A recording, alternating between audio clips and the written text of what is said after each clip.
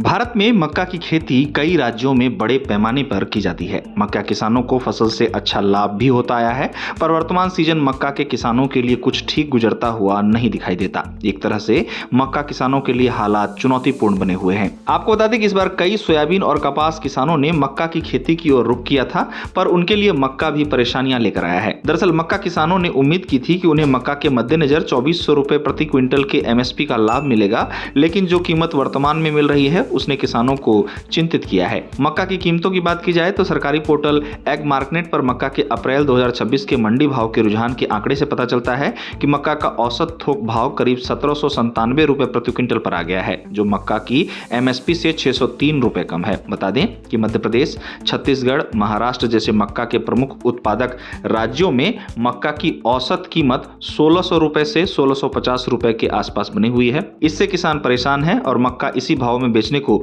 मजबूर भी हो रहे हैं। मासिक प्राइस ट्रेंड रिपोर्ट के मुताबिक मार्च में मक्का की स्थिति कीमतों के लिहाज से बहुत अच्छी नहीं थी, जहां औसत कीमत करीब 1892 रुपए प्रति क्विंटल रही। इस तरह एक महीने में मक्का की कीमतों में गिरावट दर्ज हुई। इस तरह अप्रैल में यह गिरावट और तेज हो गई, जिससे पता चलता है कि मक्का की फसल पर मंडियों में लगातार दबाव बना हुआ है। अब मक्का की कीमतों को लेकर पिछले कुछ महीनों की बात की जाए तो पिछले साल नवंबर के महीने में मक्का की औसत कीमत 2150 रुपए दर्ज की गई थी, जहां इसके बाद जनवरी में इसकी कीमतों में गिरावट आई और ये 1999 पर पहुंच गया। इसके बाद फिर फरवरी में ये 1990 और फिर मार्च और अप्रैल में कीमतों में और गिरावट देखने को मिली। इस तरह गौर करने वाली बात यह रही कि इन महीनों में एक बार भी मक्का एमएसपी मूल्य 2400 रुपए पर नहीं पहुंचा। इससे पता चलता है कि मक्का किसानों को तय एमएसपी मक्का के मामले में नहीं मिल रही है। प्रति क्विंटल मक्का उत्पादन को लेकर सीपीसी के रिपोर्ट के हवाले से बताया जाता है कि प्रति क्विंटल मक्का उत्पादन का खर्च करीब 1508 रुपए आंका गया है और एमएसपी तय करते समय करीब